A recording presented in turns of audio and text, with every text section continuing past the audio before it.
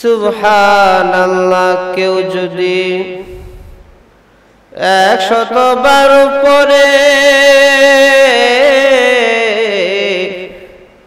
100,000 সওয়াব তার আমলনামায় যাবে মিলে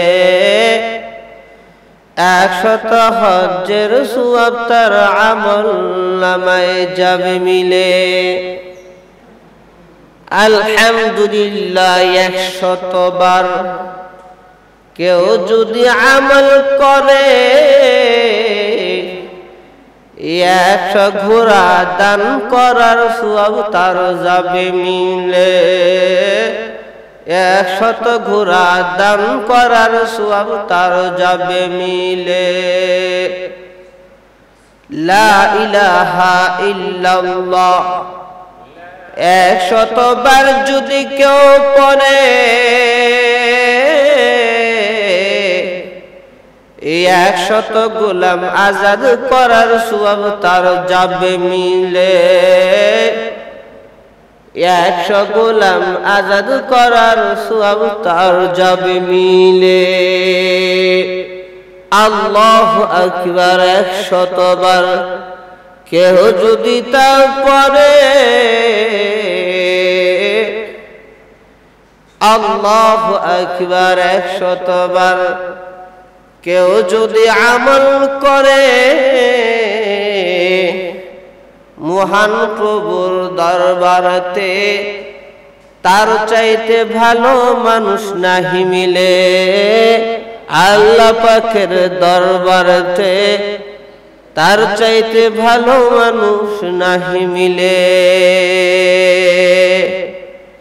দুরূদ শরীফ পড়ি আল্লাহুম্মা সাল্লি আলা محمد وعلى آل محمد كما صليت على إبراهيم وعلى آل إبراهيم إنك حميد مجيد اللهم بارك على محمد وعلى كما باركت على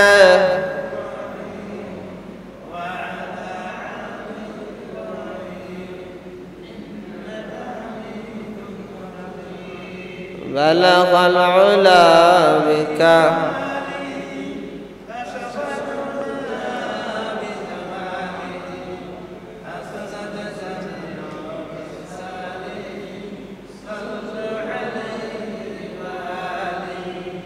আল্লাহ তাআলার দরবারে শুকরিয়া যে মহান রব্বুল আলামিন জুমার দিন পবিত্র এই দিন দোয়া কবুলের দিন মসজিদে আসার বসার তৌফিক দিয়েছেন শুকরিয়া তান বলি আলহামদুলিল্লাহ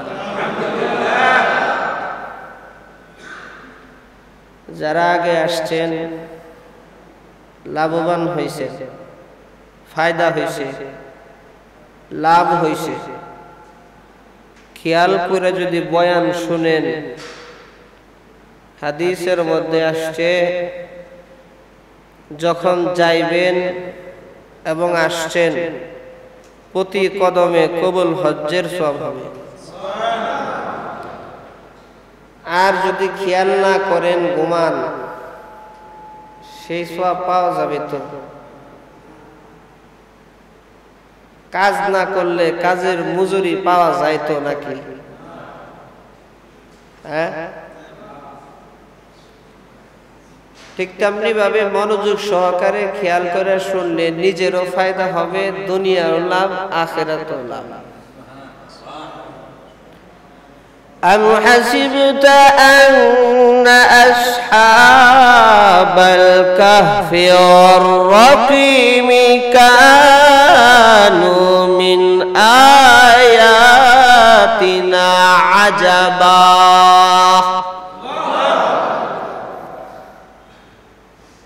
হুজুর সাল্লাল্লাহু আলাইহি ওয়াসাল্লামকে প্রশ্ন কইরা আটকায় দেওয়ার জন্য এটার সাউন্ড একটু কমে দিত শব্দ হইতেছে মত পিছে এই যে ভিতরেরটা 2 নম্বরটা একটু কমে দাও দিছো না হ্যাঁ যাও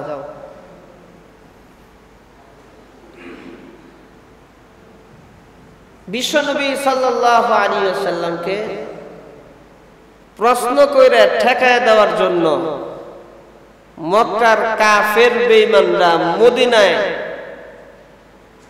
কিছু লোক পাঠাইলো মদিনার ইহুদি খ্রিস্টান আলেমদের কাছ থেকে প্রশ্ন শিখে আসবে আর সেই প্রশ্ন বিশ্বনবী সাল্লাল্লাহু আলাইহি ওয়াসাল্লামকে করবে আর যখন সে উত্তর দিতে পারবে না ঠেকে যাবে তখনই লাগবে ভেজাল তখনই তাদের নিয়ত হলো গন্ডগোল লাগায় দেবে নাউজুবিল্লাহ নিয়ত ভালো না খারাপ পাঠাইছে তারা শিখায় দিছে 3টা প্রশ্ন কয়টা প্রশ্ন 1 নম্বর প্রশ্ন হলো রূহ কি 2 নম্বর প্রশ্ন হলো আসহাবে কাহাফের ঘটনা কি 3 নম্বর প্রশ্ন হলো যুলকারনাইন কে ছিলেন আসহাবে কাহাফের ঘটনা ওই যুগে খুব আশ্চর্য ঘটনা বলে বিবেচিত হইত সব ধর্মের মানুষের কাছে এটা জবর জটিল আশ্চর্য ধরনের ঘটনা কিন্তু কেউ সঠিক ঘটনা জানতো না একটু জানতো বানাইয়া পেছাইয়া মেছাইয়া তারপরে বলতো মদিনার ইহুদি আলেমারা বলে দিল এই 3 প্রশ্নের জবাব যদি মুহাম্মদ দিতে পারে তাহলে তোমরা আর সন্দেহ না কইরা কালেমা পড়া মুসলমান হয়ে যায় এই 3 প্রশ্নের জবাব যদি সে দিতে পারে তাহলে সে মিথ্যাবাদী নয় সে আসলেই সত্য নবী 3 প্রশ্নের জবাব যদি না দিতে পারে তাহলে তোমরা মনে করবা যে এটা ধোঁকাবাজ মিথ্যাবাদী তো এরা আসছে আসার পরে মক্কার কাফের বেঈমানদেরকে মুশরিকদেরকে যখন বলল এরা সবাই মিলা রাসূলকে যায় প্রশ্ন করছে বলেন তো রূহ কাকে বলে বলেন তো আসহাবে কাফের ঘটনা কি বলেন তো যুলকারনাইন কে ছিলেন তো হুজুর সাল্লাল্লাহু আলাইহি ওয়াসাল্লাম আল্লাহ পাকের পক্ষ থেকে কোনো জবাব না আসলে আল্লাহ পাকের পক্ষ থেকে যতক্ষণ পর্যন্ত কিছু না বলা হয় ততক্ষণ কিন্তু বিশ্বনবী কোনো ব্যাপারে কোনো কথা বলেন না সুবহানাল্লাহ আর আমাদের স্বভাব হইল আমরা না জানলো এটার উত্তর না দিয়ে আসবো না এই হলো আমাদের স্বভাব জানি একটু বুঝাই আনাম বাড়ি জানি কথা ঠিক না বেঠিক এক পাতা পয়রা 100 পাতার বাহাদুরি দেখায় এক অক্ষর পয়রা লক্ষ অক্ষরের বাহাদুরি দেখায় আমি যা জানি রে নাউজুবিল্লাহ কইবেন হুজুর সাল্লাল্লাহু আলাইহি ওয়াসাল্লাম তাদের প্রশ্নের জবাবে বললেন আগামী কালকে বলবো জিবরাইল তো আসেই জিবরাইল আইসা জানাবে তারপরে আমি সঠিক কথাগুলো আমি তোমাদেরকে বলবো সুবহানাল্লাহ কিন্তু রাসূল করিম সাল্লাল্লাহু আলাইহি ওয়াসাল্লাম ইনশাআল্লাহ বলেন নাই কি বলেন নাই তো এইটা যে রাসূলের দোষ অন্যায় তাও না আল্লাহ তাআলা ভুলায় দিবেন উম্মতকে শিক্ষা দেওয়ার জন্য সুবহানাল্লাহ উনি বলছেন আগামী কালকে বলবো কি বলবো আগামী কাল আসলো জিবরাইল তো আসে না এমনি তো জিবরাইল সবসময় আসে কিন্তু আগামী কাল হইল আর জিবরাইল আসে না হুজুর সাল্লাল্লাহু আলাইহি ওয়াসাল্লাম বললেন আগামী কাল এসো আগামী কাল বলবো এইভাবে কইরা 1 দিন 2 দিন 3 দিন 7 দিন 10 দিন কাফের বেঈমানরা তো হাতে তালি দেওয়া শুরু করলো দেখছো ধোঁকাবাজ সেটা নাউজুবিল্লাহ করলো আর এদিকে তো হুজুর সাল্লাল্লাহু আলাইহি ওয়াসাল্লামের মনটা খারাপ হয়ে গেল মন তো খারাপ হওয়ারই কথা। জিব্রাইল সবসময় আসে, এখন জিব্রাইল আসে না। 15 দিন পর্যন্ত কিতাবের মধ্যে আসছে 15 দিন পর্যন্ত জিব্রাইল আসে নাই। কতদিন? 15 দিন পরে জিব্রাইল আসছেন 3 প্রশ্নের জবাব নিয়ে। সুবহানাল্লাহ। আবার কোন 3 প্রশ্নের জবাব। হুজুর সাল্লাল্লাহু আলাইহি সাল্লাম বললেন যে প্রশ্নের জবাব পরে আগে বলো তোমার কি সমস্যা ছিল। ফেরেশতা তো আর অসুস্থ হয় না, ফেরেশতা তো আর মেডিকেলে ভর্তি থাকা লাগে না, ফেরেশতা তো আর করোনা ভাইরাস হবে না নাকি? আগে বলো 15 দিন কই আসিলা? আমি এরকম বেইজ্জতি অপমান অপদস্থ। জিবরাইল আলাইহিস সালাতু ওয়াস সালাম বললেন 15 দিন কই আসিলাম, কেন আসি নাই, এই প্রশ্নের জবাব আল্লাহ তাআলা যেই সূরা আপনার উপর নাজিল করছে সূরা কাহাফ, এই সূরার মধ্যে বলে দিয়েছেন ওয়ালা তাকুলান্না লিশাইইন ইন্নী ফাইলুন যালিকা গাদা ইল্লা আইয়াশা আল্লাহ। হে আমার হাবিব, আপনি কখনো এই কথা বললেন না আগামী কালকে বলবো, বলেন আপনি এর সাথে সাথে ইনশাআল্লাহ লাগায় দিবেন, ইল্লা আইয়াশা আল্লাহ, কিন্তু আল্লাহ যদি চান এই শব্দটা লাগায় দিয়েন। সুবহানাল্লাহ। আল্লাহ রাব্বুল আলামিন পুরা 3 প্রশ্নের জবাব দিয়ে দিয়েছেন। তার মধ্যে একটা প্রশ্ন ছিল আসহাবে কাহাফ। সেই আসহাবে কাহাফ সম্পর্কে কিঞ্চিত আলোচনা করার চেষ্টা করব ইনশাআল্লাহ।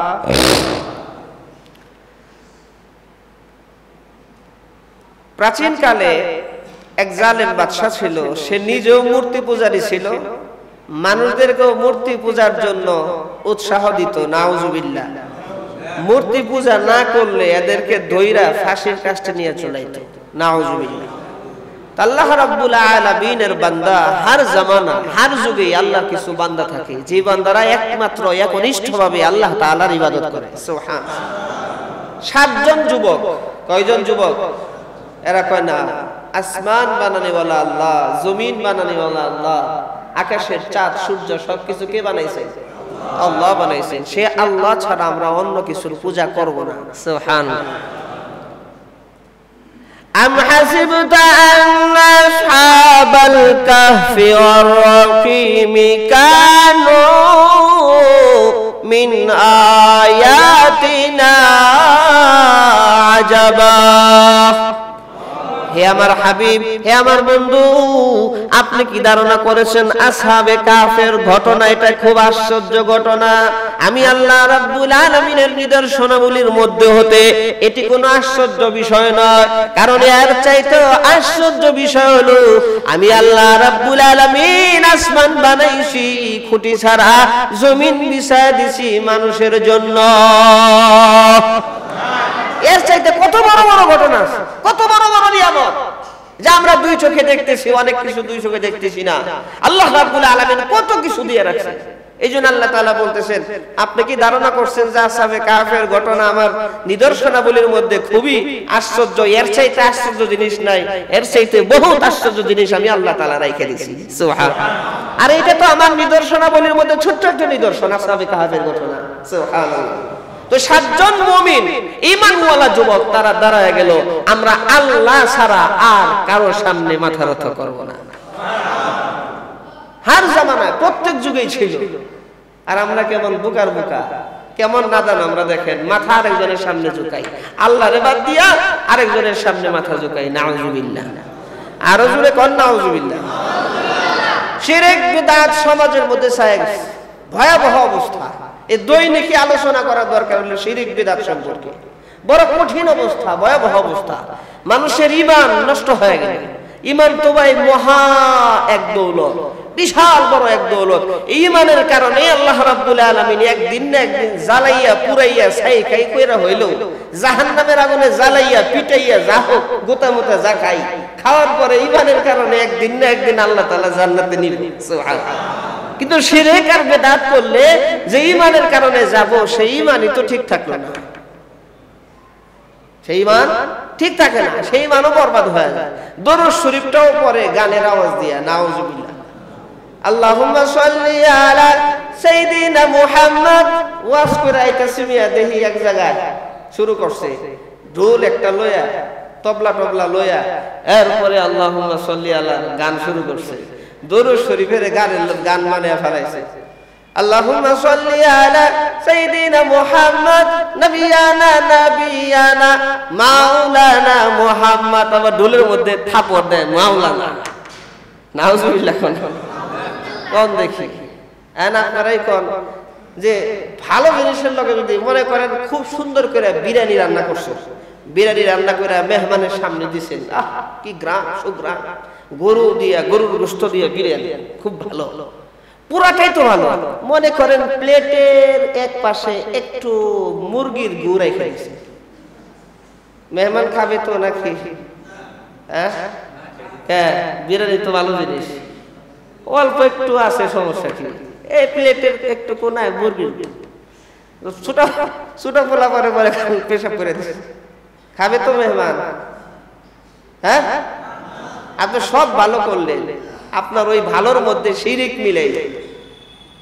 দরুদ শরীফ ভালো জিনিস, সেখানে আপনি ঢোলের আওয়াজ লাগাইলেন, তবলা গান বাজনা এগুলা ঢুকাইলেন, তো পুরা জিনিসটা আপনি আরো দরুদ শরীফের ইজ্জত হানিকর কাজ করলেন, উল্টা আপনার আমলনামায় ডাবল গুনাহ হবে, নাউজুবিল্লাহ। একটা ভালো জিনিসকে মন্দ জিনিসের সাথে মিলাই দেয়। এই জন্য ভাই এগুলা থেকে আমাদের বাঁচতে হবে, একনিষ্ঠভাবে সহিভাবে আমাদের আমল করতে হবে, পারা যাবে না ইনশাআল্লাহ। উলামায়ে কেরামের পরামর্শ নিতে হবে। কাদের পরামর্শ? আলেমদের কাছে পরামর্শ নিতে হবে। আপনার চিকিৎসার জন্য যান ডাক্তারের কাছে যাইবেন না, চিকিৎসার জন্য মাছওয়ালার কাছে যাইবেন, চিকিৎসার জন্য কি রিকশাওয়ালার কাছে যাইবেন? হ্যাঁ না কিছু কয়েন? চিকিৎসার জন্য ডাক্তারের কাছে যাইবেন। ইসলামপুর যাইতে হইলে রিকশাওয়ালা খুঁজবেন, রিকশা খুঁজবেন। ইসলামপুর যাইতে হইলে ডাক্তার খুঁজবেন না, যে রিকশাওয়ালা কোথায় আছে, খালি কোথায় আছে। দিন বুঝতে হইলে, আল্লাহর কোরআন বুঝতে হইলে, ইসলাম বুঝতে হইলে কোরআনের যে ধারক বাহক আলেম ওলামাদের কাছেই যাইতে হবে। কথা ঠিক না ঠিক? এই জন্য আলেম ওলামাদের কথা না শুনলে ওই বেইনসাফ শহরের মতো হবে। কি শহর? থানবী রাহমাতুল্লাহ আলাইহি লেখছেন এক শহর ছিল বেইনসাফ শহর। নাম কি? শহরের নাম বেইনসাফ। কি লেগে বেইনসাফ? কয় দুধের চাইতে ঘিয়ের দাম কম। দুধের চাইতে আমগো এখানে কি দুধের চাইতে ঘিয়ের দাম কম না বেশি? 1200 টাকা কেজি মিয়া ঘি, আর 1 কেজি দুধ হইলো মাত্র 60 টাকা। কথা ঠিক আছে না ভাই? আর হ্যাঁ, শহরে হইলো দুধের চাইতে ঘিয়ের দাম কম। এই জন্য থানবী রাহমাতুল্লাহ আলাইহি নাম দিয়েছেন বেইনসাফ শহর। যেই শহরে ইনসাফ নাই, যে শহরে কি নাই, ইনসাফ নাই মিয়া। তো উস্তাদ আর শাগরেদ গেছে, গুরু আর শিষ্য গেছে বেইনসাফ শহর। যখন এই অবস্থা দেখছে, গুরু বলতেছে শিষ্য তাড়াতাড়ি এই দেশ থেকে আয়, ভাইগা চলে যায়। যে এলাকার মধ্যে, যেই দেশের মধ্যে ইনসাফ নাই, দুধের চাইতে ঘিয়ের দাম কম, এইরকম বেইনসাফ এই শহরে না জানি আরো কত অন্যায় হয়। বাঁচতে হইলে মরার আগে তাড়াতাড়ি লজে যাই। শিষ্য কয় না গুরু, আমি যাব না। আমি কি করবো না? আমি যাব না। কেন যাবি না? আমার যে স্বাস্থ্য একদম চিকনা চাকনা, আমার শরীরে গোশত নাই, হাড্ডি সার, আর যে এলাকায় আসছি ঘিয়ের দাম যে সস্তা, যে কম, এই এলাকায় থাইকা, এই দেশে থাইকা আমি ঘি খাবো আর শরীরে গোশত হবে, মোটা তাজা হবো, নাদিস নদুস হয়ে, তার উপর আমি দেশে যাব, এর আগে যাব না। গুরু কয় কথা শুনবি না? কয় না, যাওয়া যাবে না, এত সস্তা পাইছি, এই এলাকা থেকে যাওয়া যায়। গুরু বেচারা কি করবে, সেও শিষ্যের সাথে ওই এলাকায় রয়েছে। এখন ঘি খাইতে খাইতে এরকম মোটা তাজা হয়েছে, শিষ্য এরকমের মোটা তাজা হয়েছে, ঘাটটাও ঠিক মতো নাড়াইতে পারে না। এনে শিষ্য করছে কি, দেখে রাস্তা দিয়ে যাওয়ার সময় দেখে যে এক জায়গায় এক জমিদার বাড়িতে চুরি করতে গিয়া সুরে মালামাল সহ যখন ওয়াল ডিঙ্গে যখন পলাইতে গেছে, দেয়াল ছিল নরম, এ দেয়াল ভাঙ্গা সুরের ঘাড়ের মধ্যে পইরা সুর মারা গেছে। এটার বিচার কি? বিচার হলো এই, দেয়াল এত নরম করে বানালো কেন? চুরি করতে গেল, পালাতে গিয়ে ওয়াল ধসে ভেঙে চুরের ঘাড়ে পড়লো কেন? চোর মারা গেল কেন? এই জন্য বাড়িওয়ালার ফাঁসি, বাড়িওয়ালার শাস্তি হবে। নাউজুবিল্লাহ। কেমন বেঞ্চ ওরা চিন্তা করেন। হাকিম সাহেব বলতেছে কথা ঠিক, আয় তুমি ওয়াল এত নরম করে বানাইছো কেন? তোমার ফাঁসি। বাড়িওয়ালা বলতেছে, হাকিম সাহেব আমার কি দোষ? ওয়াল তো আর আমি বানাই নাই, ওয়াল বানাইছে হলো মিস্ত্রি, রাজমিস্ত্রি, হ্যাঁ নরম করে বানাইছে। দোষ হলো হ্যাঁ, ফাঁসি হইলে তার হবে, আমার হবে কেন? কথাই একেবারে ঠিক। তাড়াতাড়ি করে রাজমিস্ত্রিকে ডাকো। রাজমিস্ত্রিকে ডাকা হইলো, কয় ওয়াল নরম করে বানাইলে কেন? আর ওয়াল দোষে চুরের ঘাড়ে পড়লো কেন? চোর মারা গেল কেন? বেটা তোর ফাঁসি। রাজমিস্ত্রি কয় কেমন বেইনসাফ রে, আমি ওয়াল বানাই দিছি আবার। হাকিম সাহেব আমি একটা কথা বলি। কি কথা? কয় ওয়াল আমি বানাইছি ঠিক আছে, কিন্তু মাল মেডিসিন বানায় দিছে ওইগুলো জুগাইলে, আর ও যদি এরকম নরমাল করে বানায় দেয় আমি কি করবো? আমি তো ইটের গাঁথনি মাতনি শুধু লাগাইছি, ফাঁসি হইলে ওর হবে। কয় একেবারে কথা ঠিক, ডাকো জুগাইলে ডাকছে, আই তুই মাল মেডিসিন নরম করে বানাইছস কেন? ওয়াল ভাঙ্গা পড়লো কেন? চুর মারা গেল কেন? তোর ফাঁসি। হাকিম সাহেব বেয়াদবি মাফ করবেন, মাল মেডিসিন আমি ঠিকই বানাইছিলাম, এক বালতি পানি রাইখা দিছি, আর এক হাতিওয়ালা এই দিক দিয়ে যাইতেছে, হাতি দিছে দৌড়, হাতির পায়ের সাথে বালতি লাইগা পানি গেছে পইরা, মাল মেডিসিন যা বানাইছিলাম আমি এমন নরম হইছে পানি পইরা। আমার কি দোষ? দোষ যদি ধরতে হয় তাহলে হাতিওয়ালাকে ধরতে হবে। হাতির পায়ের মধ্যে লাথি লাগা বালতি পড়ে গেল কেন? কয় কথা একবারে ঠিক। রাখো, হাতিওয়ালারে ডাক। হাতিওয়ালারে ডাকছে, তোর হাতির পায়ের সাথে বালতি লেগেছে, পানি পড়ে গিয়েছে, মাল মেডিসিন নরম হয়েছে, ওয়ালে লাগানো হয়েছে, ওয়াল ভেঙে সুরের মাথায় পড়ছে, বেটা তোর ফাঁসি। হাকিম সাহেব বেদবি মাফ করবেন, আমার কি দোষ? কয় তোর দোষ না। কয় না, হাতি তো আমি ঠিকঠাক মতো চালায় যাইতেছিলাম, এক মহিলা পায়ে ঝুমুর কইরা গুন্নুর কইরা আওয়াজ কইরা যাইতেছিল, আমার হাতির কানে যখন এই আওয়াজ গেছে, হাতি গেছে ভয় পায়া, হাতি দিছে দৌড়, স্বাভাবিক গতি ছিল, দিছে দৌড়, পায়ের মধ্যে লাইগা লাথি লাইগা বালতি পড়ে গেছে। ফাঁসি দিতে হইলে মহিলার ফাঁসি হবে। কয় কথাই একবারে ঠিক, ডাকো মহিলা। মহিলারা ডাকছে। মহিলা কয় হাকিম সাহেব আমার কি দোষ? এই ঝুমুর তো আর আমি বানাই নাই, ঝুমুর তো বানাইছে স্বর্ণকারে, ফাঁসি যদি হয় তাহলে স্বর্ণকারের হবে। কয় কথা ঠিক, স্বর্ণকারের ডাকা। স্বর্ণকারের ডাকছে, ডাকার পরে কিরে বানাইছস কে? স্বর্ণকারে তো আর জবাব দিতে পারে না। স্বর্ণকারের ফাঁসির কাজটা তার গলায় লাগাইতে গিয়ে দেখে মাথা বডি সমান, এমন চিকনা, মাথাও ছোট্ট, ফাঁসও গলায় লাগে না। ফাঁসও গলায় কি হয় না? লাগে না। কয় তাহলে কি করা যায়? হাকিম সাহেব কয় হাকিম লড়বে, হুকুম লড়বে না। ফাঁসির অর্ডার হয়েছে, ফাঁসি হবে। ওর না হইলে যার গলায় লাগে তার ফাঁসি হবে। যার গলায় লাগে তার কি হবে? দেখো কার গলায় লাগে। খুঁজতে খুঁজতে দেখা গেল ওই যে শিষ্য ঘি খায় মোটা তাজা হয়েছে, কার গলাটা একটু মোটা তাজা আছে, বডি ফিগার ভালো, ওরে দিলে ভালো হবে, ফাঁসিতে ঝুলাও। এখন শিষ্য তো কান্নাকাটি শুরু করে দিচ্ছে, হায় হায়। আর গুরু তো বলতেছে কইছিলাম না এই শহরে যে বেইনসাফ, এটা থাকলে কোনো মুসিবত আছে, আজকে ফাঁসিতে ঝুল। কয় উস্তাদ মাফ করে দেন, আর জীবনে অবাধ্য হইব না, যা কইবেন এর থেকে আমার বাঁচান। কয় অবাধ্য হবি না জীবনে? কয় না, যা কইবেন তাই শুনবো। আচ্ছা ঠিক আছে, যখন তোরে ফাঁসি দেয় তুই আগ্রহ কইরা ইচ্ছা কইরা বলবি তাড়াতাড়ি আমারে ফাঁসি দাও, তাড়াতাড়ি কি করো? আমিও বলবো জোরাজুরি করব না, আমারে ফাঁসিতে দাও। তুই কবি আমারে দাও, আমি বলবো আমারে দাও, দুইজনে জোরাজুরি করব। তারপরে কি করা লাগে সেটা আমি করব, আমি তো গুরু, তোর সাথে বুদ্ধি একটু বেশি আছে। তারপরে যা কয় ঠিক আছে উস্তাদ, যা কইছেন তাই। এখন বাদশা তো মনে করেন বৈশা রইছে, হাকিম সাহেব, এরপরে আপনার জল্লাদ ফাঁসির কাস্টরেনি আন ফাঁসিতে ঝুলানো হবে। এখন শিষ্য বলতেছে আমার আর দেরি সহ্য হইতেছে না, তাড়াতাড়ি করে আমারে ফাঁসির কাস্টে ঝুলান। গুরু বলতেছে না, আমি ফাঁসির কাস্টে ঝুলবো, আমাকে দেন ফাঁসি। ও কয় না, আমাকে দেন। আর বাদশা এই অবস্থা দেখে সন্দেহ লেগে গেছে, ব্যাপার কি? ফাঁসির জন্য তো আজও পর্যন্ত দেখি নাই কেউ তাড়াতাড়ি ফাঁসিতে ঝুলতে চায়, কারণটা কি? এরা এত জোর করতেছে যে ফাঁসিতে ঝুলবে, কারণটা কি? এই থামো, ফাঁসি পরে আগে চোখে, কারণটা কি?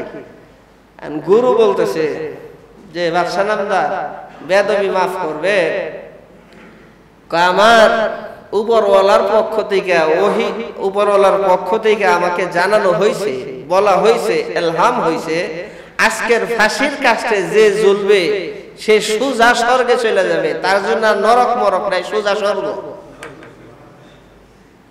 বাদশা কইতেছে দেশ আমার, ফাঁসির কাজটা আমার, সব ইন্তজাম আমার, তোরা যাবি বেটা স্বর্গে আর আমি বসে থাকবো, আমার গলায় ফাঁসটা পরে দেবে।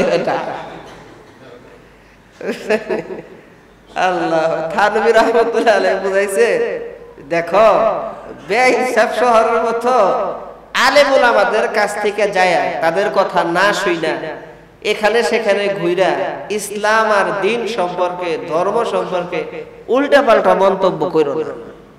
কথা ঠিক না ভাই? ঠিক ভাই? এই জন্য আসহাবে কাহাফের ওই 7 যুবক, এটা বলার তো টাইমও নাই, সময় শেষ হয়ে গেছে। আল্লাহ রাব্বুল আলামিন আমাদের সবাইকে মনে রাখার, আমল করার তৌফিক দেন, আমিন। আলহামদুলিল্লাহ।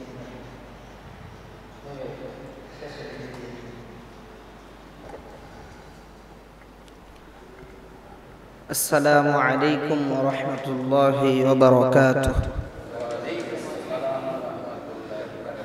الحمد لله الأكرم الذي علم بالقلم، علم الإنسان ما لم يعلم. سبحان الله لا يحصى ثناؤه امتنانا على اللسان، الذي لا ضد له ولا ند له ولا مثل له ولا مثال له ولا خالف له ولا مخالف له. أما بعد فأعوذ بالله من الشيطان الرجيم. بسم الله الرحمن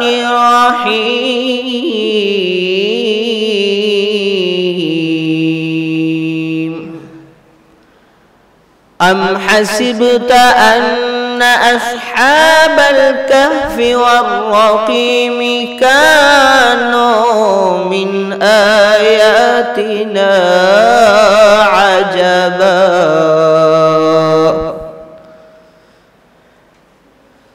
وقال النبي صلى الله عليه وآله وسلم: لا تقوم الساعة حتى يقال في الأرض الله الله. صدق الله العظيم وصدق رسوله النبي الكريم. ونحن على ذلك من الشاهدين والشاكرين والحمد لله رب العالمين درود شريف محبة الشهد اللهم صل على محمد وعلى آل محمد كما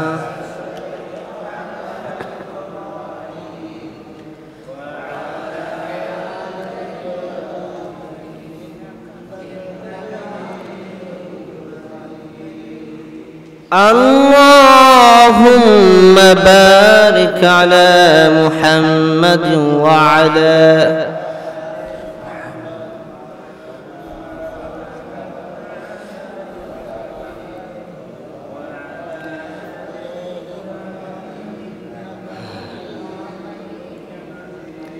بلغ العلا بكماله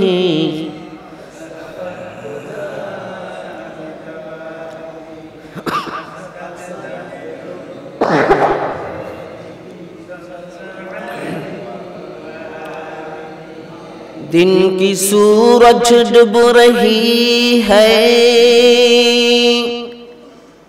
दिन की सूरज डूब रही है हम लोगों के सामने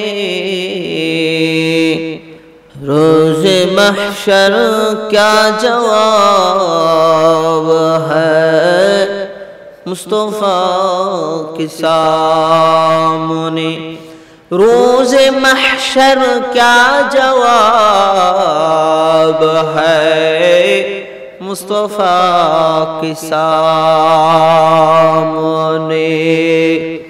बातिल से दबने वाले बातिल से दबने वाले आसमान ही हम सुबर कर चुका हो इम्तिहा हमारा सुबर कर चुका हो इम्तिहा हमारा ला इलाहा इल्लल्लाह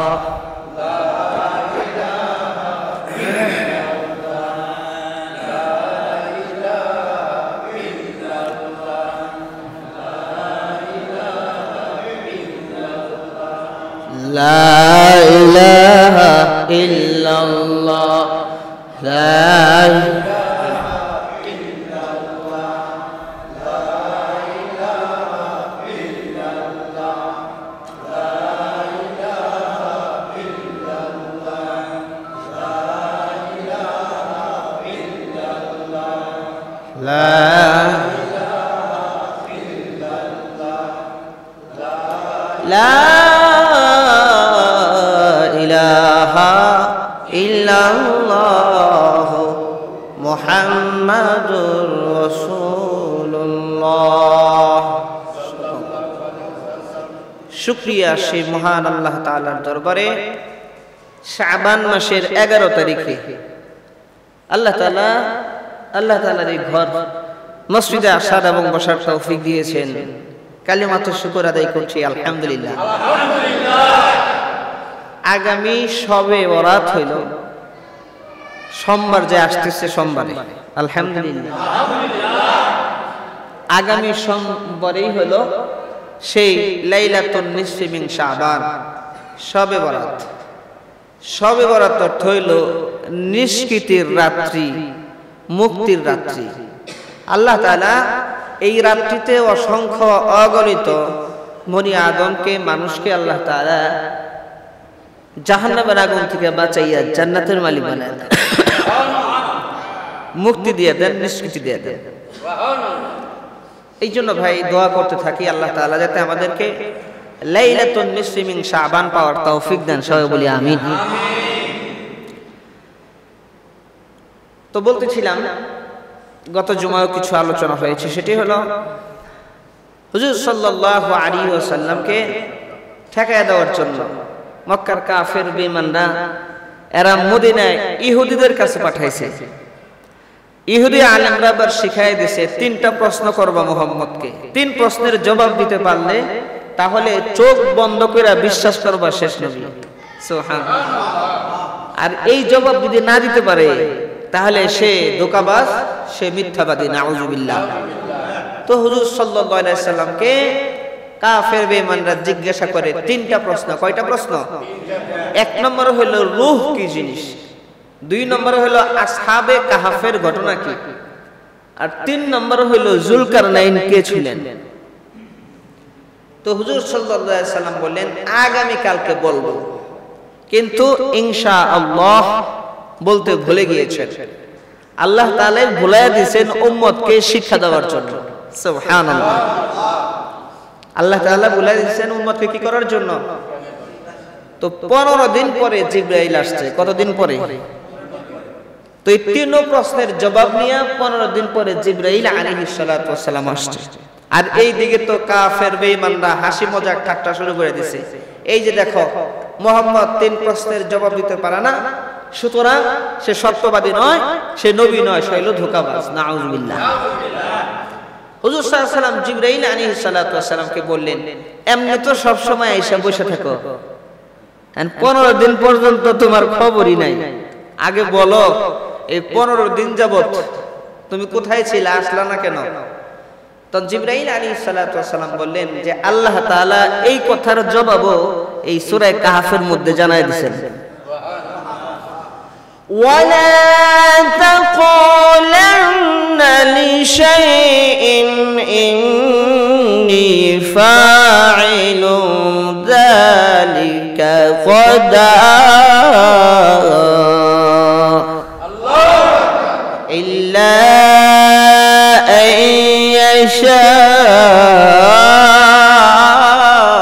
আল্লাহ। ওগো আমার হাবিব, আপনি এই কথা কখনো বলবেন না আগামী কালকে বলবো, কিন্তু আমি আল্লাহ যতক্ষণ না চাইবো আপনি কথা বলার সময় ইনশাআল্লাহ যোগ করেন, আল্লাহর ইচ্ছার উপর ছেড়ে দেন। আপনি আর কখনো বলবেন না আগামী কালকে বলবো, কিন্তু ইল্লা আইয়াশা আল্লাহ, আপনি ওই কথার সাথে আল্লাহ রাব্বুল আলামিনের মাশিয়াত ইচ্ছাকে যোগ করে দিবেন। ভাইরা আমার, বাবাজিরা আমার, আসহাবে কাহফের ঘটনা কি? আসহাবে কাহফের ঘটনা হলো ওই 6 যুবক আরেক বনের মধ্যে এসেছে। তারা 7 জন যুবক ছিল, যেই 7 জন যুবক আল্লাহর জন্য, মালিকের জন্য, দ্বীনের জন্য তাদের দেশ ছেড়ে হিজরতের সফরের জন্য বের হয়ে গিয়েছে। ও আল্লাহ, আমাদের জীবন চলে যাবে, আমরা দেশ ছেড়ে দিব, আমাদের আত্মীয় স্বজন, মা বাবা সবকিছু ত্যাগ করব। আল্লাহ, তুমি ছাড়া অন্য কারো সামনে মাথা নত করতে পারবো না। আবার কোন সুবহানাল্লাহ। ভাইরা আমার, বাবাজিরা আমার, এক বাদশা ছিল। সেই বাদশা নিজেও মূর্তি পূজা করত আর জনগণকে মূর্তি পূজা করার জন্য আদেশ করত। যারা মূর্তি পূজা করত না তাদের উপরে জুলুম আর নির্যাতনের স্টিম রুলার সে চালাইতো। সেই জালেম বাদশার কানে আসলো 7 জন যুবক তারা মূর্তি পূজা করে না, তারা কারো সামনে মাথা নত করে না, তারা এক আল্লাহ বিশ্বাসী হয়ে গেছে, তারা মুমিন হয়ে গেছে। এই জালেম বাদশা এই সংবাদ শোনার পরে 7 যুবককে রাজদরবারে ডাকাইছে। ডাকানোর পরে বলতেছে, তোমরা আমার দেশের নাগরিক, তোমরা ইয়াং, তোমরা যুবক, তোমাদের সুযোগ আছে, তোমাদের সময় আছে, এখনো সময় আছে, তোমরা এক আল্লাহকে বাদ দিয়া তোমরা মূর্তি পূজারী হয়ে যাও। আবার কোন নাউজুবিল্লাহ। আমরা মূর্তি পূজা না করলেও মানুষের পূজা করি, এরকম ইতিহাস আছে। হিন্দুদের মধ্যে আমাদের মধ্যে পার্থক্য হলো হেরা মাটির মূর্তির পূজা করে, আমরা মানুষের যেটার জীবন আছে এটার পূজা করি। আছে না নাই? বললে তো বেজার হইবেন, এই জন্য অনেক সময় বেজার হইলেও বলতে হবে, কারণ আল্লাহ তাআলা আমাদেরকে এই দায়িত্ব দিয়েছেন।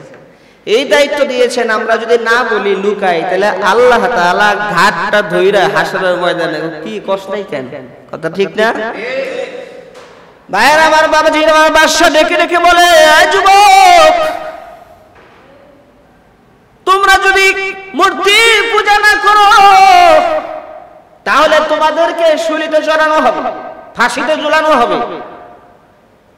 এবার যুবকদেরকে সময় দেওয়া হয়, তোমরা একটু চিন্তা ভাবনা করে দেখো। এই 7 যুবক পরামর্শ করে বলতেছে, আমাদের জান চলে যাবে, জীবন চলে যাবে, এক আল্লাহ রাব্বুল আলামিনকে ছাড়া আর কারো সামনে মাথা নোয়াতে পারবো না। এবার যুবকেরা পরস্পর পরামর্শ করে কি করা যায়। যুবকদের মধ্যে পরামর্শ ক্রমে তারা সিদ্ধান্ত নিল, যেই দেশে এক আল্লাহর ইবাদত করা যায় না, যেই দেশ জালেমের দেশ, নির্যাতন সহ্য করতে হবে, হয়তো আমাদের জীবনও চলে যাবে, এই রকম জালেমের দেশে আমরা থাকবো না। আমাদের মালিকের জন্য, এক আল্লাহর জন্য আমরা দেশ ছেড়ে চলে যাব। বলেন, তারা দেশ ছাড়ছে টাকার জন্য? হ্যাঁ না কিছু বললেন? টাকার জন্য, সম্মানের জন্য, ইজ্জতের জন্য, আত্মীয় স্বজনের জন্য? কার জন্য? দেশ ছাড়ার নিয়ত করলো কার জন্য? আমাদের কথা হবে আল্লাহর জন্য, আমাদের কাজ হবে আল্লাহর জন্য, কদম পড়বে আল্লাহর জন্য, আমাদের প্রতিটি কাজ হবে কার জন্য? আল্লাহর জন্য। কোন মানুষকে খুশি করার জন্য না, কোন সৃষ্টিকে খুশি করার জন্য না, কোন মাখলুককে খুশি করার জন্য না। যখন মানুষের কদম, মানুষের প্রতিটা নিঃশ্বাস আল্লাহ রাব্বুল আলামিনের জন্য ছাড়ে, আল্লাহ রাব্বুল আলামিনের জন্য পড়ে, আল্লাহ তাআলা বলেন, আমি আল্লাহ তোকে ভালোবাসা শুরু করি, আমি আল্লাহ তোকে মহব্বত করি, আমার নিজ জিম্মায় তোকে জান্নাত দিয়ে দেব। এই 7 জন যুবক তারা দেশ ছাড়ার ইচ্ছা করলো কার জন্য? আল্লাহ তাআলার রহমতের ছায়াতলে আশ্রয় দিবেন কিনা এই 7 যুবককে? কি বলেন? 7 যুবক যায়, রওনা হয়ে গেছে। রাত্রবেলা যখন রওনা হয়েছে, অন্ধকার রাত্রি, যাতে কেউ না দেখে, এক এলাকা দিয়ে যায়, দেখে এদের পেছনে একটা কুকুর আসতেছে। কি আসতেছে? এক কুকুরকে ধমকায় তাড়ানো যায় না, লাঠি দিয়ে পিটায়ও তাড়ানো যায় না, কুকুর এদের পিছে ধরছে। যুবকেরা ডেকে ডেকে বলতেছে, কি রে কুকুর, তোর শরম নাই, লজ্জা নাই, আমাদের পিছনে আসতেছস, পিটানি খেয়েও আসতেছস। আল্লাহ তাআলা কুকুরের জবান খুলে দিয়েছে, কুকুরের জবান খুলে গেছে। কুকুর বলতেছে, ও যুবক ভাইরা, আপনারা আপনাদের দেশ ছেড়ে, এলাকা ছেড়ে কোথায় যান? এবং যুবকেরা আশ্চর্যান্বিত হয়ে বলতেছে, আমরা আমাদের দেশ ছেড়ে একমাত্র আল্লাহর জন্য চলে যাচ্ছি। কয় কেন? কয় না হয় মূর্তি পূজা করতে হবে, অসুবিধা হবে, সমস্যা, এই জন্য মূর্তি পূজাও করতে পারবো না, কোনো মানুষের পূজা করতে পারবো না, কোনো মূর্তির পূজা করতে পারবো না, কারো সামনে মাথা নোয়াতে পারবো না। আমাদের মালিককে আমরা মহব্বত করি জীবনের চাইতে, এই জন্য এলাকা ছেড়ে, দেশ ছেড়ে আমরা চলে যাচ্ছি। কুকুর ডেকে ডেকে বলে, যেই জালেমের দেশে ও যুবক ভাইরা আপনারা থাকতে চান না, সেই জালেমের দেশে আমি কুকুরও থাকবো না, আমিও আপনাদের সঙ্গে হয়ে গেলাম, আমিও আপনাদের পিছনে পিছনে এই দেশ ছেড়ে চলে যাব। কুকুরও রওনা হয়ে গেল। এখন যখন যাইতে যাইতে যখন একটু ভোর হয়েছে, ফর্সা হয়ে যাবে, আর বাদশার যে সেনাবাহিনী তারা তো দেখে ফেলবে, তারা দেখে ফেললে অসুবিধা হবে, আবার গ্রেফতার করে তাদেরকে নিয়ে যাওয়া হবে। এই জন্য যুবকেরা করলো কি, পাহাড়ের একটা গুহার মধ্যে, সেইখানে তারা গুহার মধ্যে ফর্সা হওয়ার আগে ঢুকলো, আর কুকুর সামনের দিকে 2টা ঠ্যাং দিয়া ওই গুহার সামনে বসে রয়েছে, পাহারা দিতেছে। কেউ আসলে সাইজ করে ফেলবে। দেখেন না, অনেক বাড়িতে কুকুর থাকলে চোর আসতে পারে না, মানে কোন মানুষ দেখলে এমন ভাবে আওয়াজ দেয় আবার মালিক যদি বের হয়ে না আসে, কুকুর কি করে ওই টিনের ঘর থাকলে ওইখানে একবার গুতায়, আবার মনে করেন যে আওয়াজ দেয়, মালিক বুঝতে পারে কেউ না কেউ আসছে। কথা ঠিক না ভাই? এই কুকুর কি করলো, গুহার সামনে এমন ভাবে বসছে যাতে কেউ কেউ আইসা এই গুহার ভিতরে ঢুকতে না পারে, তাকে সাইজ করবে।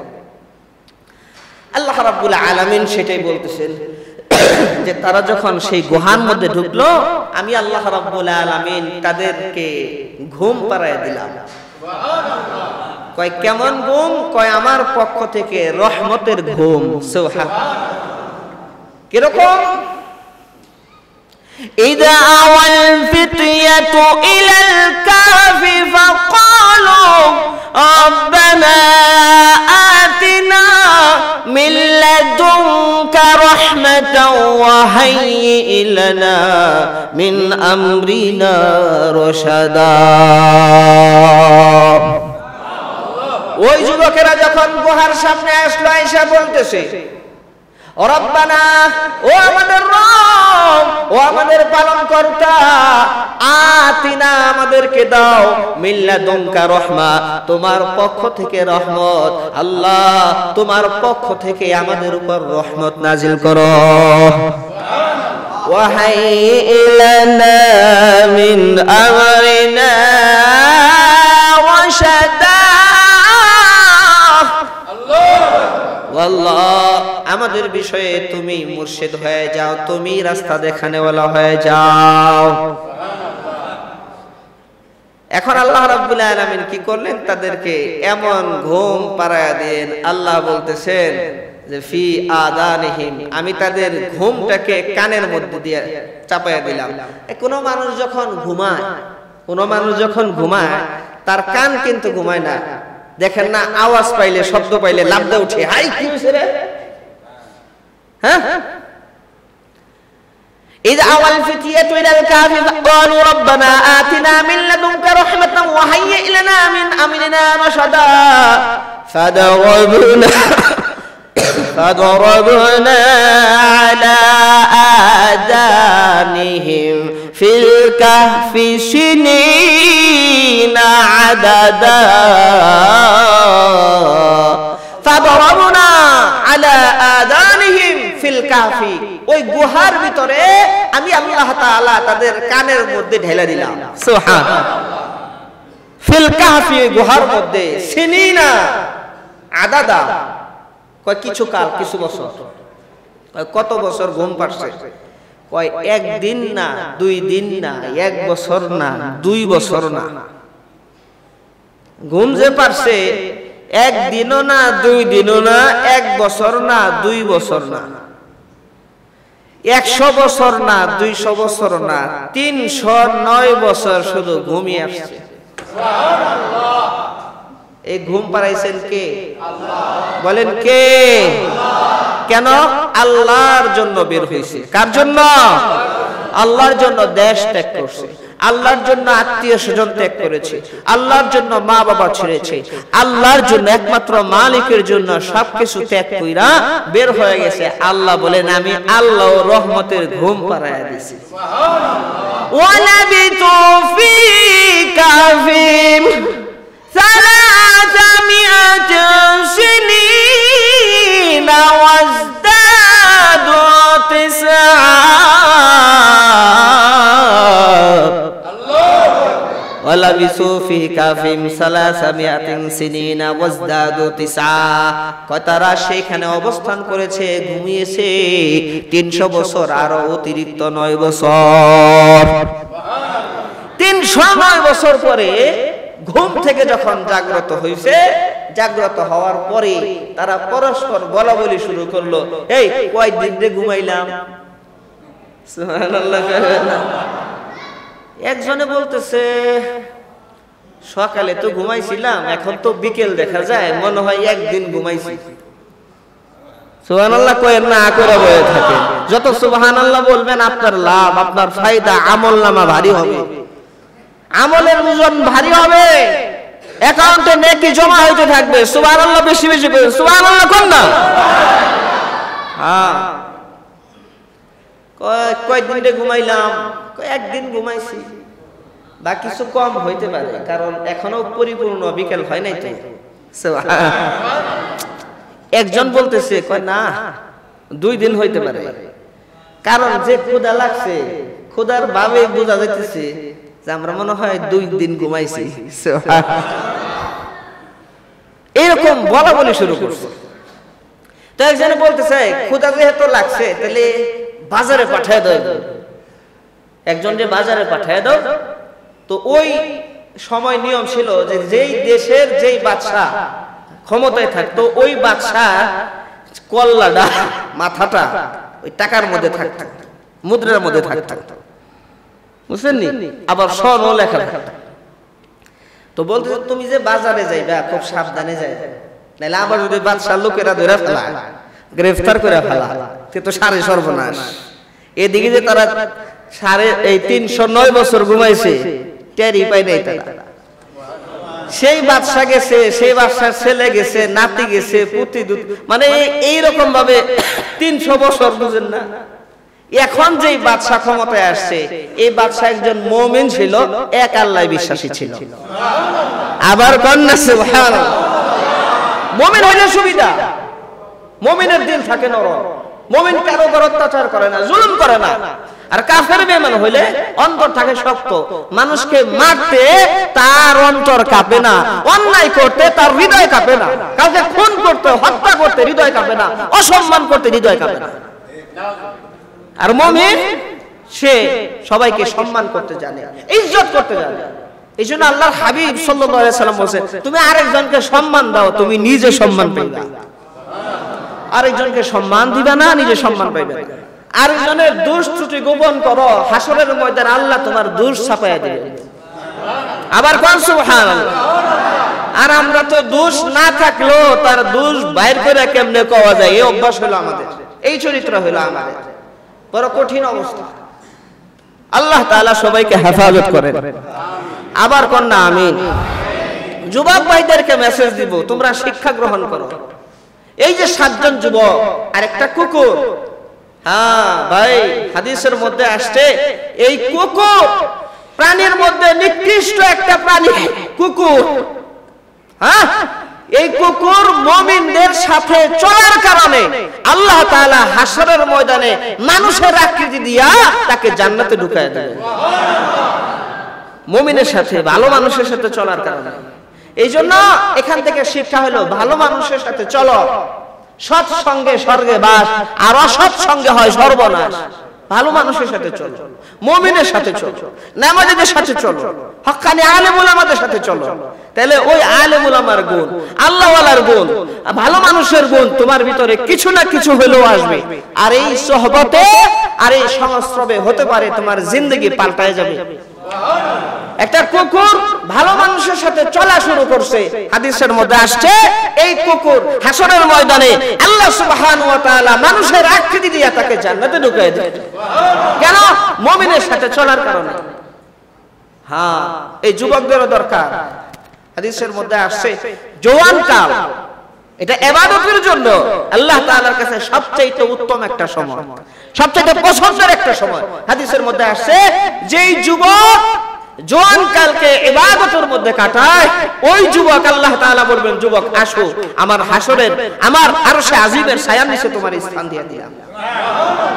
আর যুবক তুমি ফেসবুক চালাও, তুমি গার্লফ্রেন্ডের লগে চ্যাটিং করবা, ফজরের নামাজ তো পড়বা না, নামাজ রোজা তো পড়বাই না, 3টার সময় ঘুমাইবা। পোলাপানে এখন আবার গেমসের পাগল হয়েছে, খুব গেমস, অনলাইনে গেমস খেলে।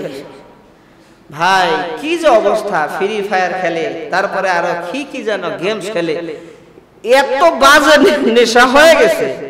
কয়দিন এক গেমসের নাম শুনলাম, এক গেমস খেলা হাত কাটে, পাও কাটে, ছাদ থেকে লাফ দেয়, এটা করে সেটা করে। আমাদের বাচ্চা কাচ্চারা এইভাবে নষ্ট হয়ে গেল। হে যুবক, তুমি নিজেকে কন্ট্রোল করো, এগুলো বাদ দাও, এগুলো ছেড়ে দাও, জীবন বরবাদ করে দিবে, জীবন ধ্বংস হয়ে যাবে। বাবাকে সাহায্য সহযোগিতা করো, পরিবার পরিজনের দিকে খেয়াল করো। দুনিয়াতে আসছো আর আসতে পারবা না, এখন যদি সময় নষ্ট করো, মা বাবার সাথে সুসম্পর্ক না থাকে, ভাই বোনদের সাথে সুসম্পর্ক না থাকে, আত্মীয় স্বজনের সাথে সুসম্পর্ক নাই, এই বাজে নেশায় পয়রা মুরব্বিদের সাথেও পোলাপান গুলা বেয়াদবি শিখে গেছে। কথা ঠিক না ভাই? আমাদের মুরব্বীদেরও দোষ আছে, মুরব্বীদের যে দোষ নাই তা না। বাচ্চা কাচ্চাকে লেখাপড়ার জন্য, বাংলা শিক্ষার জন্য যেই পরিমাণ চাপ দেই, বাচ্চারে পিটাই দেয়, প্রাইভেটে গেলি না, স্কুলে গেলি না, কলেজে গেলি না, কিন্তু আমাদের সন্তানদেরকে নামাজের জন্য কয়দিন পিটাতে দিচ্ছি? কয়দিন? আল্লাহ যদি জিজ্ঞেস করে তুই যে লেখাপড়ার জন্য পিটাইছস, তোর সন্তানকে নামাজের জন্য, মসজিদে আসার জন্য কয়দিন পিটাইছস? হ্যাঁ, সন্তানকে মসজিদমুখী বানান, মসজিদে পাঠিয়ে দেন, মসজিদ থেকে ভালো জিনিস শিখবে। আলেম ওলামারা যখন তালিম করে, একটা হাদিস শুনলো, ভালো ভালো কথা শুনলো, তার দিল নরম থাকবে, সে বাজে কাজের দিকে অগ্রসর হবে না, আস্তে আস্তে সেখান থেকে ফিরে আসবে। দেখবেন আপনার সাথে ভালো আচরণ করবে, মুরব্বীদের সাথে ভালো আচরণ করবে, আত্মীয় স্বজনের সাথে ভালো আচরণ করবে। এইভাবে সন্তানদেরকে গঠন করি, পারা যাবে না ভাই? ইনশাআল্লাহ। আল্লাহ তাআলা সবাইকে হেফাজত করে না। আমিন। ভাইরা আমার, বাবাজিরা আমার, আসহাবে কাফের ওই এক যুবককে যখন বাজারে পাঠিয়ে দেওয়া হইল মুদ্রা দিয়া, এবার যুবক বাজারে চলে যায়, খুব সাবধানে তাকিতুকি করে, দেখি কি অবস্থা, বাদশার লোকজন আবার আমাকে দেখে ফেললো কিনা, আবার যদি গ্রেফতার করে নেয়। যখন আশেপাশে তাকাতিকি শুরু করছে, তো মানুষ তখন চালাক, ব্যাপার কি, একটা লোক এভাবে তাকিতুকি করতেছে, আবার জিনিসের দাম দস্তুর করে, আবার তাকাতাকি করে, ডাইনে চায় বামে চায়, ব্যাপারটা কি, সামনে পিছনে তাকায়, তাকাতাকি করে, খুব সাবধানে, কেউ যদি দেখে ফেলে। এবার জিনিসপত্র কেনার পরে যখন বিক্রেতার হাতে টাকা দিছে, টাকা না হাতে নিয়ে লোকটা আশ্চর্য হয়ে গেছে, 309 বছর আগের টাকা।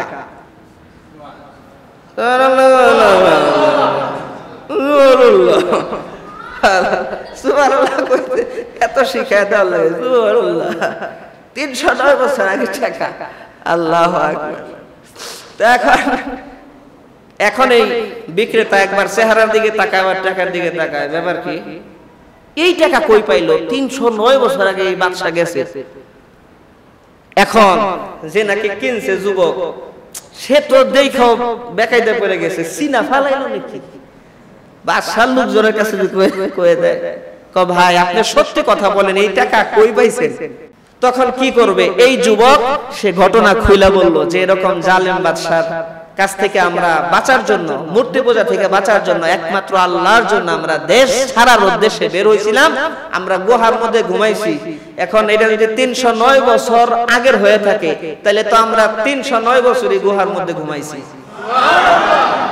ঘুম পাড়াইছেন কে? আল্লাহ। প্রশ্ন জাগে যে 309 বছর ঘুমাইলো, একটা সাধারণ লোহাও যদি মাটিতে ফেলায় রাখেন, লোহাও কিন্তু মাটিতে খায় ফেলায়, খায় কি খায় না? হ্যাঁ, আল্লাহ তাআলা বলেন, এই যে আমি তার উত্তর দিয়ে দেই, আমি আল্লাহ ঘুমের তালে তাদেরকে একবার ডান কাত, একবার বাম কাত, একবার সিট, মানে বিভিন্ন রকমের তাদেরকে আমি পাল্টাই দিছি। সুবহানাল্লাহ। ওয়া নুকাল্লিবুহুম দাতাল ইয়ামিন ওয়া দাতাশ শিমাল।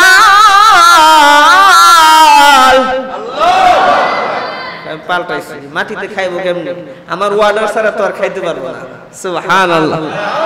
এবার যুবক দেখে দেখে বলে, ভাই আমাকে তোমরা ছেড়ে দাও, আমার আরো বাকি 6 জন সঙ্গী সাথে রয়েছে। এবার লোকজন দেখে দেখে বলে, না তোমাকে ছাড়বো না, বাদশার দরবারে চলো। আমার সঙ্গী সাথীরা, বাদশার দরবারে যাওয়া যাবে না, এই বাদশা যদি জালেম হয় অসুবিধা হবে। এবার লোকজন দেখে দেখে বলে, ভয় পাবেন না, এখন যেই বাদশা আছে এই বাদশা হলো দিনদার পরহেজগার মুত্তাকি। আপনারা যেরকম এক আল্লাহই বিশ্বাসী, এই বাদশা ওই এক আল্লাহই বিশ্বাসী, কোনো অসুবিধা নাই। এবার ওই যুবকদেরকে নিয়ে বাদশার কাছে গেছেন। তো বর্ণনার মধ্যে মুফাসসিরিনে কেরাম অনেক লম্বা চূড়া ঘটনা। কেউ কেউ বলছেন যে এরা আবার গুহার মধ্যে ঢুইকা আবার ঘুমাইছে, কিয়ামতের আগে উঠবে না। আবার কেউ কেউ বলছে যে তারা মারা গেছে। তো মারা যে গেছে এটাই হলো সবচেয়ে বেশি সহিহ। বাদশা সেই জায়গার মধ্যে মসজিদ বানানোর সিদ্ধান্ত নিয়েছে। কেউ কেউ বলছিল আমরা এখানে স্মৃতিসৌধ নির্মাণ করি, স্মৃতিসৌধ বানাই। আবার কেউ কেউ বলছে এটা বানাই সেটা বানাই। তাফসীরের মধ্যে যেটা লেখা হয়েছে, আপনারা আবার মনে করেন না যে আমি বেলালের কথাবার্তা, এটা তাফসীরের মধ্যে লেখা।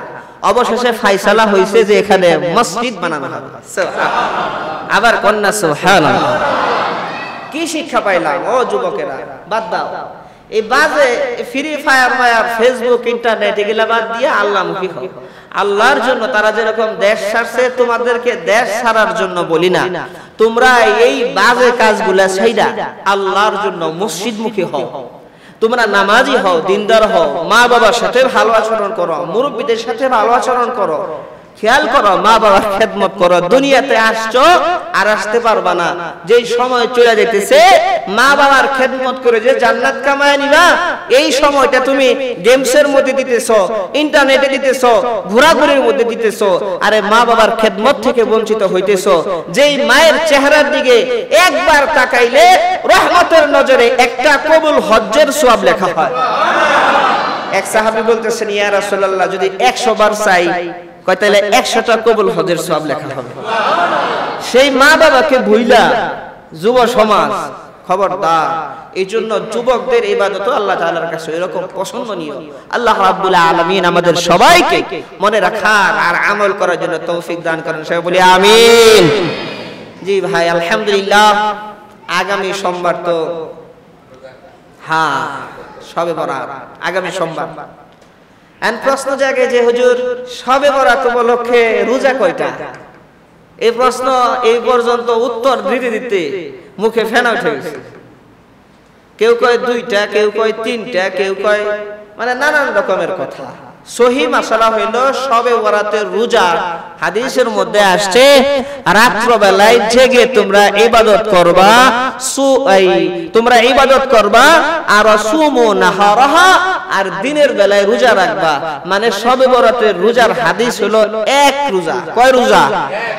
আর মুহররমের রোজা হলো 2টা। ওয়া খালিফু ফীহিল ইয়াহুদ ওয়ান নাসারা, কয় মুহররমের 10 তারিখে রোজা রাখবা, এই তোমরা আবার ইহুদি খ্রিস্টানদের বিরুদ্ধাচরণ করবা। আগের দিন একটা না হয় পরের দিন আরেকটা রাইখা লইবা। বুঝছেন নি? শবে বরাতের রোজা কয়টা? আরেকটা হইলো হুজুর সাল্লাল্লাহু আলাইহি সাল্লাম প্রত্যেক মাসে আইয়ামে বীজ 13, 14, 15 মাঝামাঝি সময় রোজা রাখতেন। সুবহানাল্লাহ। প্রতি মাসে 3টা করে রোজা রাখতেন। সেই হিসেবে কেউ যদি মনে করেন আগে রোজা রাখে, আগে 2টা রাখলো আর মঙ্গলবার দিন একটা রাখলো, মানে সোমবারের রাত্রে ভাত খেয়ে মঙ্গলবারে রাখলো, 3টা রোজা হয়ে গেল। তাহলে আইয়ামে বীজের রোজাও হয়ে গেল, শবে বরাতের রোজাও হয়ে গেল। তাহলে শবে বরাতের রোজা একটা। কেউ যদি আইয়ামে বীজের রোজা রাখে, হুজুর সাল্লাল্লাহু আলাইহি ওয়াসাল্লাম যেরকম প্রত্যেক মাসে রাখতেন, তার অনুসরণ করে রাখলে 3টা রাখতে পারে। যত বেশি, এটা তো নফল রোজা, যত বেশি রাখবে আরো নাকি বেশি হবে, পুরা মাস রোজা রাখতে পারে। আলহামদুলিল্লাহ বলেন না? এখন প্রশ্ন জাগেতে হালুয়া রুটি, ভাই হালুয়ার যে সাইজ, ডিজাইন, তারা মার্কা হালুয়া, তারপরে নিমকি মার্কা হালুয়া, কত মার্কা যে হালুয়া আমরা ছোট কালেও দেখছি। আলহামদুলিল্লাহ। আর মা বলেন তো মাশাআল্লাহ, শবে বরাত আইলে হালুয়ার রুটি এগুলা বানাইতে বানাইতে 8-20 রাত্রে বেলা একটু ঘুমায় লই, একটু ঘুমাইতে গিয়া ফজরের নামাজও পড়া পারে না। এইগুলা সম্পূর্ণ নিষেধ। এই সমস্ত কাজ কারবার করা যাবে না। ইবাদতের জন্য তৈরি হন ইনশাআল্লাহ, পারা যাবে ইনশাআল্লাহ। আর সোমবার দিন আগে আগে আসবেন, পুরা বছর নামাজ পড়লেন সামনের কাতারে, আর লাইলাতুল বারাতে লাস্টের দিকে আইলেন। আর যে নাকি সারা মাসেও নামাজে আসে না, বছরও নামাজে আসে না, সে আগে এসে বসে রয়েছে। মিয়া তারে তো কিছু বলাও যাবে না, ইসলামের মধ্যে নাই যে আগে আসবে সে আগেই বসবে। অনেকে কয় বছর করে নামাজের খবর নাই, আগে বই রয়েছে না, এই কথাও কম যাবে না, এটা বলা যাবে না। এখন আপনি 5 ওয়াক্ত নামাজে আপনি আগে আসেন, আগে আসলে আপনি বসবেন আগে, পরে আসলে আপনি আগে কেমনে বসবেন? এখন আগে আগে তো যায় নামাজ বিছিয়ে রাখার সিস্টেম নাই। অনেক জায়গায় আবার আগে ভাগে যায় নামাজ বিছিয়ে রাখে, মানে জায়গা দখল করে রাখলো। আমগো বক্তব্যের ছাত্র ছাত্রীরা যে আগে ভাগে রেহেল রেখে দেয়, এই আগে ভাগে এত জোহরের সময় রেহেল রাখো, জায়গা আটকে রাখলাম, জায়গা কি করলো আটকে